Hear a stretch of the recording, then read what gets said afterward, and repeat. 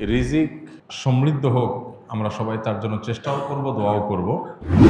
সেই সাথে আরেকটা কাজ আমাদের করতে হবে, তা হলো আমাদের চাহিদাগুলোকে সীমিত করার চেষ্টা করতে হবে, চাওয়াগুলোকে সংক্ষেপ করার চেষ্টা করতে হবে। একজন মুসলমান দুনিয়াটা যেহেতু তার জন্য তেমন গুরুত্বপূর্ণ না আখিরাতের তুলনায়, সেজন্য দুনিয়াতে আমি খেয়ে পরে কোনো মতে বাঁচার ব্যবস্থা হয় কিনা, জান বাঁচার মতো ব্যবস্থা হয় কিনা, এই চেষ্টা করতে হবে। আমাদের নবী করিম সাল্লাল্লাহু সাল্লামের বাসায়, তার ঘরে মাসকে মাস অতিবাহিত হয়েছে, শুধু শুকনা খেজুর আছে, কিচ্ছু নাই, চাল ডাল গোশ কিচ্ছু নেই, মাসকে মাস। আপনি বা আমরা নিশ্চয়ই এর চাইতে বেশি অভাবী না। কিন্তু নবী করিম সাল্লাল্লাহু সাল্লাম কোনোদিন তার অভাবের ব্যাপারে কারো কাছে অভিযোগ করেন নাই। তার মানে ওইটা তিনি মেনে নিয়েছেন যে আল্লাহ তাআলা আমাকে কি অবস্থা রাখছে, আলহামদুলিল্লাহ। তরকারি নাই, লবণ দিয়ে ভাত খাবো, কাঁচামরিচ দিয়ে খাবো, ভাত দুই বেলা নাই, একবেলা আছে, একবেলা খাবো, ভাত দুই বেলা সবর করবো। এই মানসিকতাটা লালন করলে যেটা হবে, এই যে রিজিকের কষ্ট, যতটা না ক্ষুধার কষ্ট, যতটা না পেটের কষ্ট, তার চেয়ে বেশি মনের কষ্ট।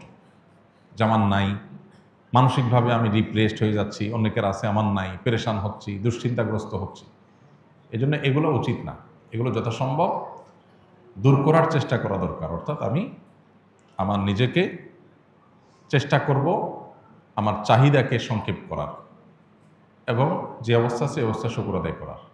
সেই সাথে আপনি চেষ্টা করবেন, সাধনা করবেন, মেহনত করবেন এবং সিরিয়াসলি কাজ করবেন। আমাদের অনেক ভাই আছে যাদের রিজিকের কষ্টে তারা ভোগেন, কিন্তু রিজিকের কষ্টটা হয় মূলত বেশিরভাগ মানুষেরই সিরিয়াসনেসের ঘাটতি আছে, অথবা কোনো কাজকে ছোট মনে করেন, তিনি সব কাজ করতে চান না।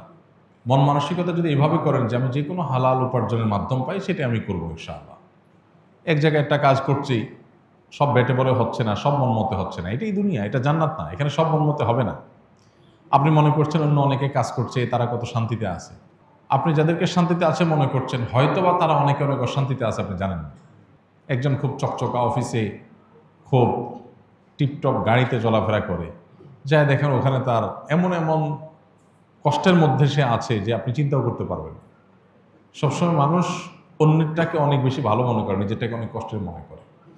এই জন্য যারা রিজিকের কষ্টে আছেন বলে মনে করছেন, তাদের অনেকে আসলেই অনেক কষ্টে আছেন, তাদের প্রতি অবশ্যই সমবেদনা আছে। মুসলমান আমরা দোয়া করি আল্লাহ তাআলা তাদের কষ্ট দূর করে দিন। কিন্তু অনেক মানুষ আছেন যারা রিজিকের কষ্টে আছেন বলে মনে করছেন, আসলে তারা সেভাবে রিজিকের কষ্টে নাই। অর্থাৎ এটাকে মানুষ চাইলে এই দৃষ্টিভঙ্গিতে দেখতে পারে যে আলহামদুলিল্লাহ, আমি কিছু মানুষের তুলনায় একটু কষ্টে থাকলেও আবার বহু মানুষের তুলনায় অনেক ভালো আছে, অনেকের তুলনায় আমি অনেক ধনী আছে।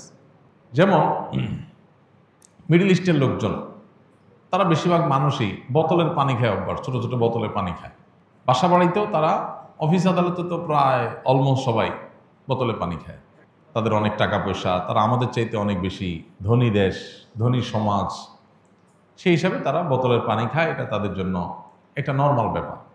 এখন একজন আরাবিয়ান, সে মনে করেন এক কার্টন পানিতে ধরেন 20-40 বোতল পানি থাকে ছোট ছোট, সে এইভাবে পানি কিনে খাওয়ার সামর্থ্য তার নাই। সে গ্লাসে করে ঢেলে ঢেলে বড় জার থেকে নিয়ে তারপর পানি খায়। সে নিজেকে কিন্তু গরিব মনে করে, কারণ তার আশেপাশে সবাই বোতল খুলে ডকডক করে পানি পান করে, সে এটা করতে পারতেছে না। সে কিসের পানি খায়? ফিল্টারের পানি, জার থেকে পড়ে সেখান থেকে সে পান করে। অথবা ফিল্টার করাও লাগে না, তাদের দেশে সব পানিগুলো জারের পানি ফিল্টার করাই আছে, ওইগুলো খায়, মগ দিয়ে খায়। তো মগ দিয়ে যে খায়, এটা তার কাছে অভাবই মনে হয়। আহারে, আমি গরিব মানুষ, আজকে ওদের মতো টাকা থাকলে আমি বোতল খুলে ডকডক করে গিলতাম, একটা খাইতাম, ফালা দিতাম, আরেকটা ধরতাম। আমি পারি না, এই জন্য আমি ওই ফিল্টার করা যে জারের মধ্যে পানি থাকে, ওই জার থেকে ঢেলে ঢেলে খাই। এটা হলো গরিবের অবস্থা।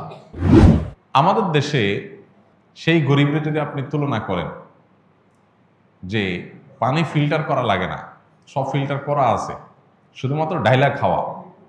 আমাদের দেশে অনেক মানুষ আছে যাহারে একটা ফিল্টার নাই, পানি সিদ্ধ করে করে ঢাকা শহরে অনেকে এখনো পান করে, অনেক কষ্ট করে।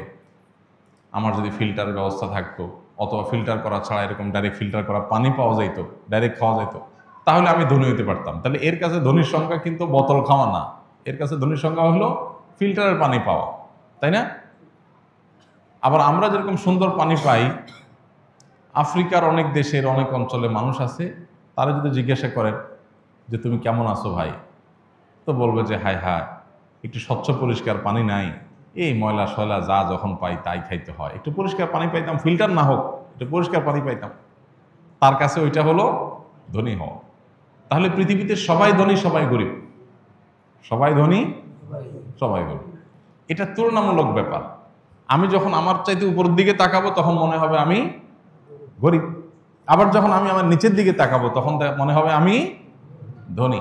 নবী করিম সাল্লাল্লাহু আলাইহি সাল্লাম আমাদের এই সমস্যার সমাধানের জন্য দৃষ্টিভঙ্গিটা পাল্টাতে বলেছেন। অর্থাৎ তিনি বলেছেন যে তোমরা দুনিয়ার ক্ষেত্রে তোমাদের চাইতে যারা উপরে আছে তাদের দিকে না চেয়ে যারা তোমাদের চাইতে নিচে আছে, কষ্টে আছে, তাদের দিকে তাকাও। তাদের দিকে তাকালে তোমার কাছে মনে হবে আলহামদুলিল্লাহ আমি তো অনেক ধনী, আমি তো ময়লা পানি খাওয়া লাগে না, আমি তো আলহামদুলিল্লাহ স্বচ্ছ পানি পাই, একটু ফিল্টার করে খেতে পারি। তো এই দৃষ্টিভঙ্গিটা আমাদের দুনিয়ার ক্ষেত্রে লালন করতে হবে। দিনের ক্ষেত্রে, আমলের ক্ষেত্রে হলো উল্টা। সেক্ষেত্রে হলো আমি আমার চাইতে যারা উপরে আছে তাদের দিকে তাকাবো, তখন মনে হবে আমি আর কি এমন আমল করলাম, আমি আর কি এমন ভালো কাজ করলাম। আল্লাহ তাআলা আমাদের এই দৃষ্টিভঙ্গিকে পরিবর্তন করার তৌফিক দান করুন।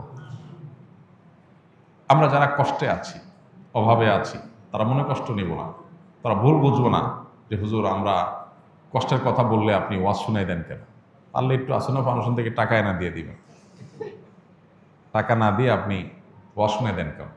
ভাই, টাকা আসনা ফাউন্ডেশনের টাকা এভাবে দিতে পারবো কি পারবো না সেটা তো ভিন্ন আলাপ,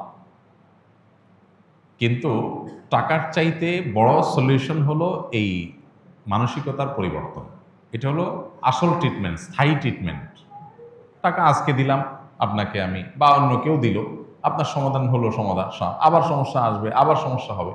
মানসিকতা যদি পরিবর্তন করে নেন দেখবেন যে আপনার ট্রিটমেন্ট নিজেরটা নিজে করতে পারবেন। বেশিরভাগ ক্ষেত্রেই মানসিকতা পরিবর্তন করে আমাদের অভাবে আসি যে এই মানসিকতাই দূর করা সম্ভব। আমি অভাবে নাই, আমি অভাবে নাই আলহামদুলিল্লাহ, বহু মানুষের তুলনায় আমি ভালো আছি আল্লাহ শুকর।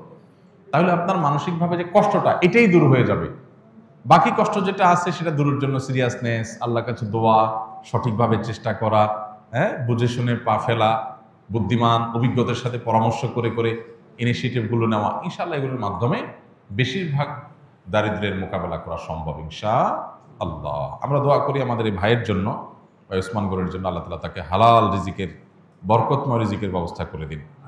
আর অনেক ভাই অনেক কষ্টে আছেন রিজিকের, আল্লাহ তাআলা সবার জন্য ব্যবস্থা করে দিন।